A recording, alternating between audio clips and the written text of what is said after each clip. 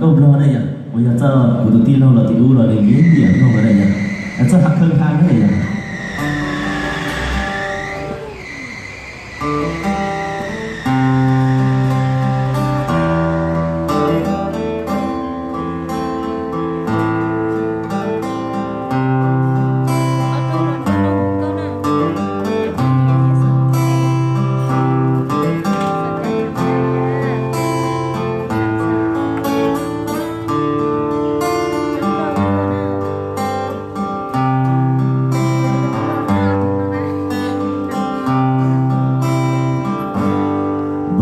จะคิดว่าน้องนั้นจะเปลี่ยนใจแม้ไม่แสนไกลเอามาส่งใจไปหาสม่ำเสมอจะมาส่งต่อฟ้ามาทุกสัปดาห์ยังโทรศัพท์แทนกัน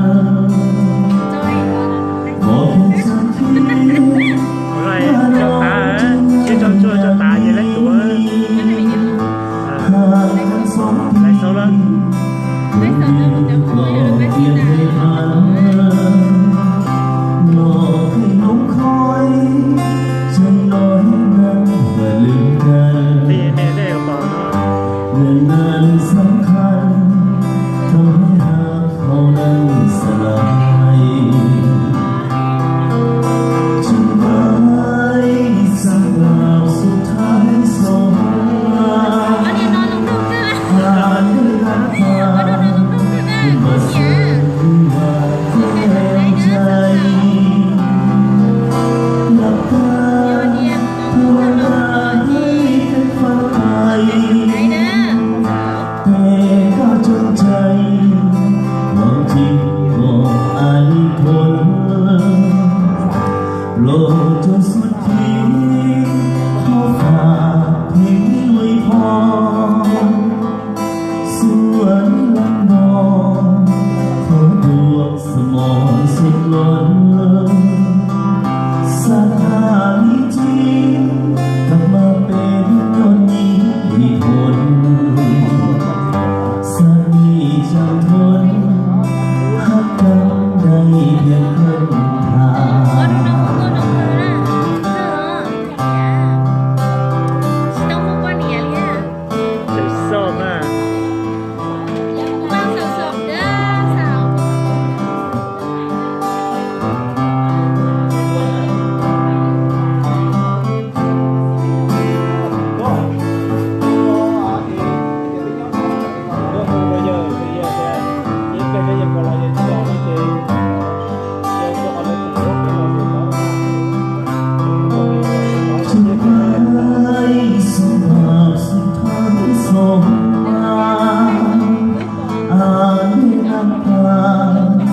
มาเสริมวิวาแก้วใจ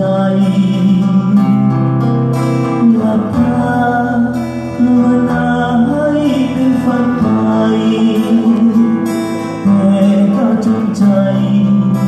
ว่าจริงบ่อาลิพลโลดจนสุดขีดขอฝากเพลงนี้ไว้พอสวยลังดอนขอดวงสมองสุดล้นสถานีจริงกลับมาเป็นยอดยิ่งมีผลสามีจะทนหักกันได้เพียงครึ่งทาง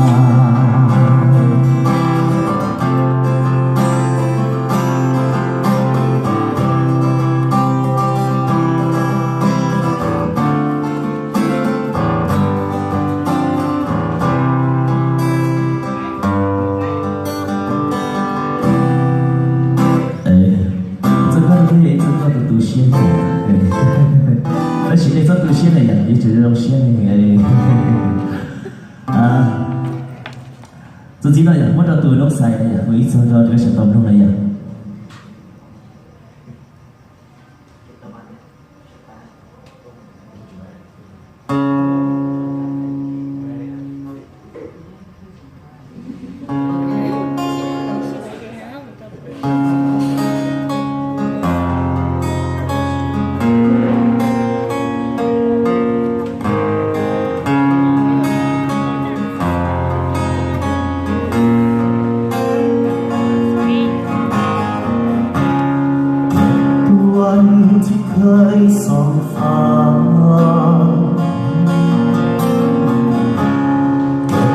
มาเก็บไว้ในใจ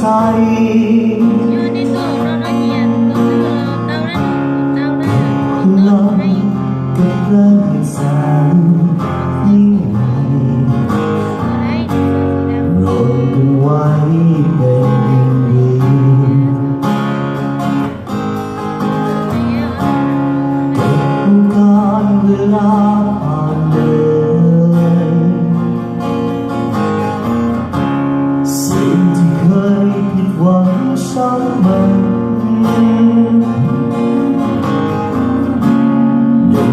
ตอน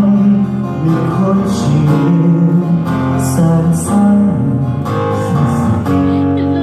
แต่นั้นก็คงตายทำมือดาวเวลาฟ้าขึ้นเมฆมนพายุฝนอยู่บนฟ้า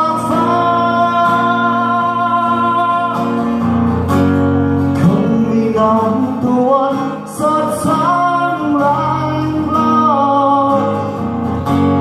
ส่องให้ฟ้างดงามหากตะวันยังเคียงคู่ฟ้าจะมุ่งมั่นสิ้นหวังทำไม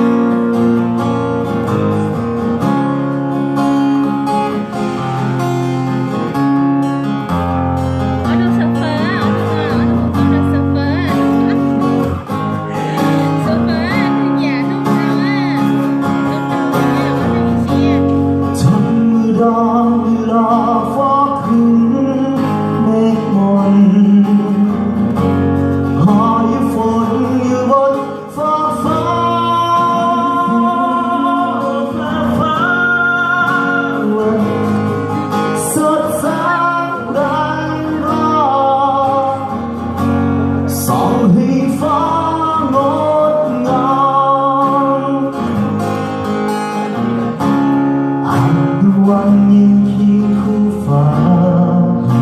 วันยังเคียงคู่ฟ้า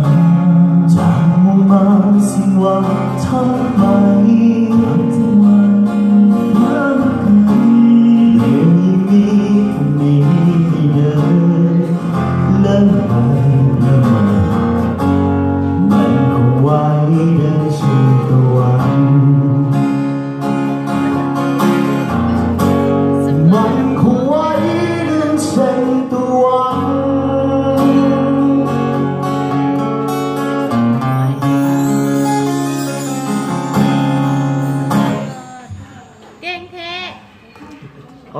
โต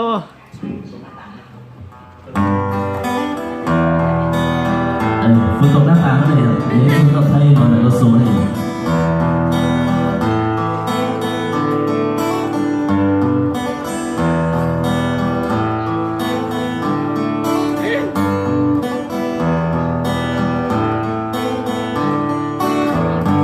วันฝนตกไหลลงที่หน้าบ้านเธอคิดถึงฉันบ้างเมื่อน้องเธอในวันจันทร์ที่แล้วสองเรายิ่งได้เจอเธอส่งยิ้มมาเมื่อมีคนยืนเลี้ยงมองที่หน้าบ้านหากมีเธอข้างๆก็คงจะสุดใจเธอคงไม่รู้ว่าฉันเองยังไม่มีใครหากเป็นเธอก็คงเศร้าทีเธออาจจะมีใครคนนั้นที่แสนดีเธอฉันคนนี้ก็คงจะเศร้าใจโอ้เธออาจจะมีแฟนแล้ว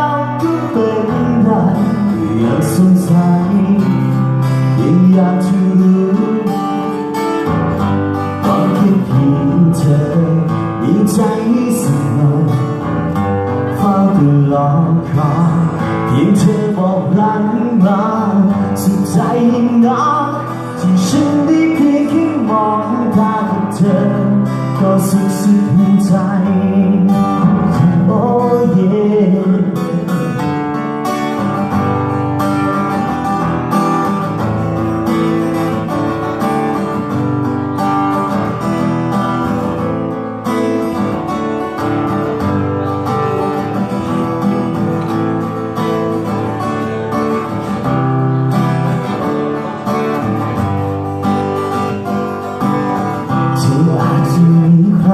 คนนั้นที่แสนดีเจอฉันคนนี้ก็คงจะเศร้าใจโอ้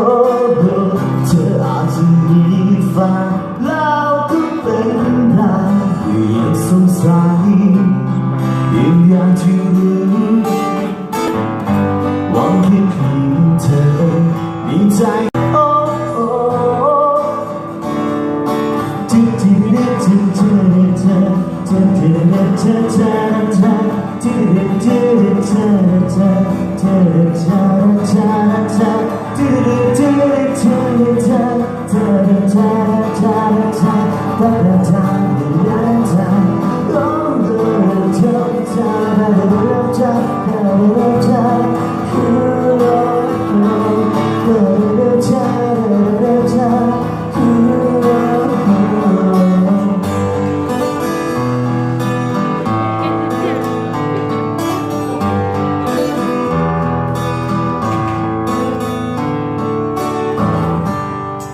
เราจะไปกันน้องฝนตกที่หน้าตาเลยกันเด้อน้องทักทายสบายดีแขกทุกท่านเลยกันนะซื้อเลยกันน้องจากทางสวยจากทางด้านนอกเลยกันน้องที่ว่าขี่รถเราไปลงมาเนาะซื้อเข้ามาเลยเนาะมาฟังเพลงแบบสบายๆเด้อเนาะจากทางตึงเตะของพวกเราเลยกันเดี๋ยวช่วงนี้ก็มีโปรโมชั่นพิเศษเลยกันน้องจากทางห้างเพื่อนน้องเข้ามาหาได้เด้อเซนะ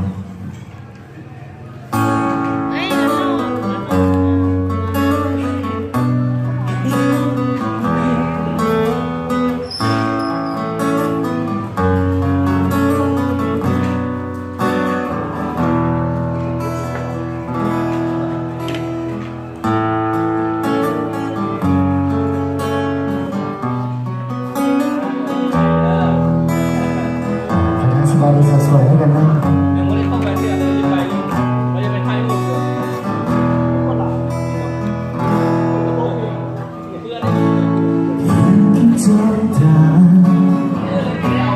ใจก็สั่นไหว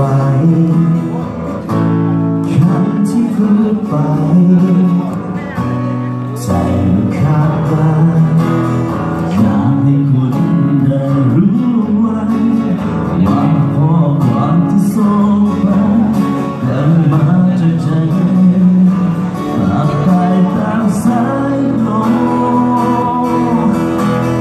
คุณจะรู้ไหมนอนไม่หลับคุณจะรู้ไหมครับหน้าคนลอยอยู่เต็มฟ้าอยากให้คุณโทรมาว่าพี่สวัสดิ์พูดจะเจอสักคำว่ารักแค่นี้คงไม่ลำบากเกินไปใช่ไหม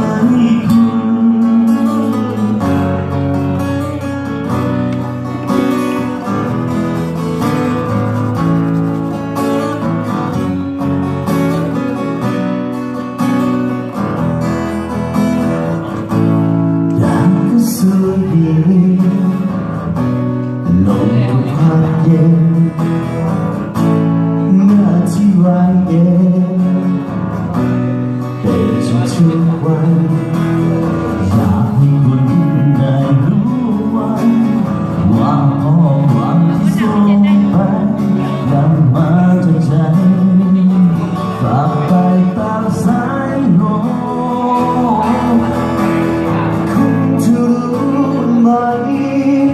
คืนนี้ผมนอนไม่หลับคุณจะรู้ไหมครับหน้าคุณ ฟ้าอยากให้คุณโทรมาราตรีสวัสดิ์พูดชัดๆสักคำว่ารักแค่นี้คงไม่ลำบากเกินไปใช่ไหมคุณ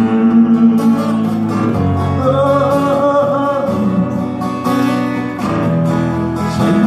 คุณ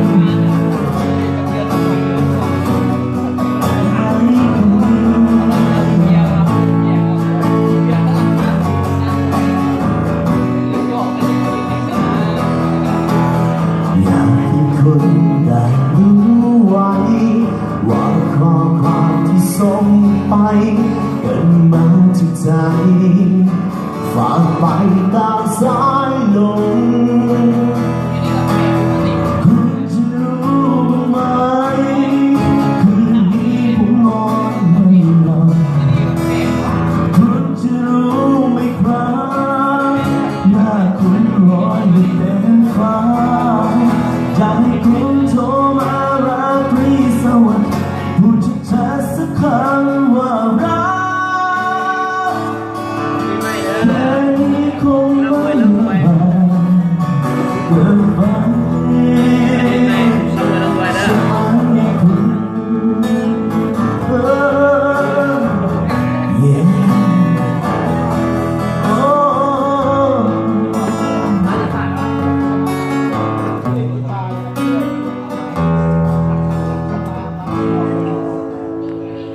เดี๋ยวไปเจอกันไปเนาะสำหรับคุณจูรู้บ้างไหมเนาะจะทางสาวสวยอะไรกันนะประกาศฟ้าวิหารที่ไหนก็ทักทายขึ้นมาแล้วกันเด้อนะจะรอสาวสวยรอแล้วกันนี่ไงวันเสาร์นะพักผ่อนมากวันนี้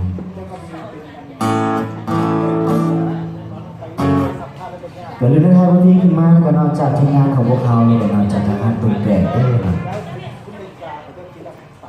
เดี๋ยวจะมาห้อง EP นี้นะจะสิลงไปกินข้าวกันครับ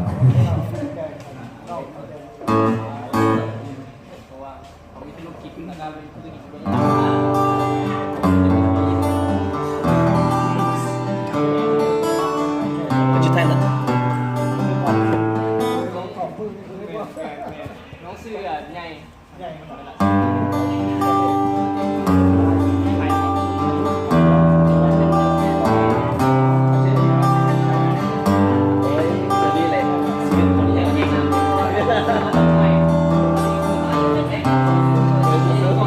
ความที่ฉันได้คิดจากคืนที่เราเคยลืมจากที่ฉันเลยไปจากอารมณ์ที่เธอพาเจอเพียงเดินทางเพียงหนึ่งสัปดาห์หนึ่งเดือนหนึ่งปีมันมีความหมายทำให้เธอขอให้รู้เข้าใจได้มากกว่าการเดินทางช่วยเธอให้การเรียนรู้การเรียนรู้ของเราสำคัญคือความเข้าใจเธอเข้าใจและฉันเข้าใจกูทำให้เราไม่ใจการเดินทางช่วยเธอให้การเรียนรู้การเรียนรู้ของเราสำคัญคือความเข้าใจเธอเข้าใจและฉันเข้าใจกูทำให้เราไม่ใจ สิ่งนั้น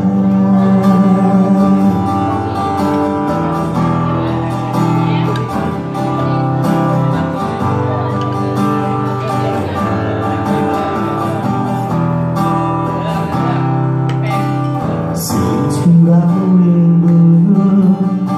ส่งเสริมต่อการก้าวเดินราวที่เราประเสริฐอยู่ที่เราเข้าใจมันไหมเพียงเดินทางเพียงหนึ่งสัปดาห์หนึ่งเดือนหนึ่งปีมันมีความหมายทำให้เธอโตเรียนรู้เข้าใจได้มากกว่าการเดินทางชีวิตทางคือการเรียนรู้การเรียนรู้ของเราสำคัญคือความเข้าใจเธอเข้าใจฉันเข้าใจก็ทำให้เราเหมือนใจการเดินทางชีวิตท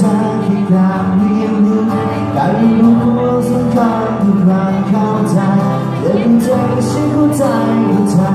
ยิ่งเราเหมือนใจในสิ่งนั้น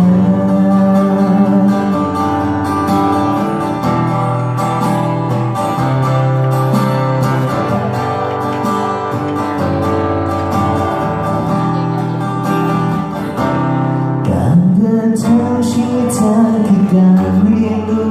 การเรียนรู้ของเราสักครั้งคือความเข้าใจเธอเข้าใจในฉันเข้าใจเพื่อทำให้เราเหมือนใจการเดินทางชีวิตเธอคือการเรียนรู้การเรียนรู้ของเราสักครั้งคือความเข้าใจเธอเข้าใจในฉันเข้าใจเพื่อทำให้เราเหมือนใจในสิ่งนั้น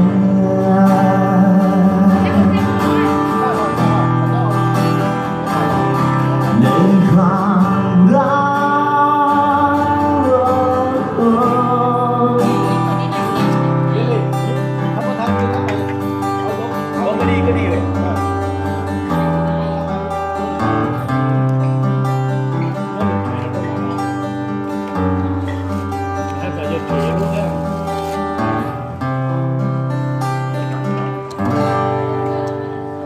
เราจะเข้าไปนั่งการเดินชาแล้วกันนะสำหรับเพลงนี้ก็จะเด้นะ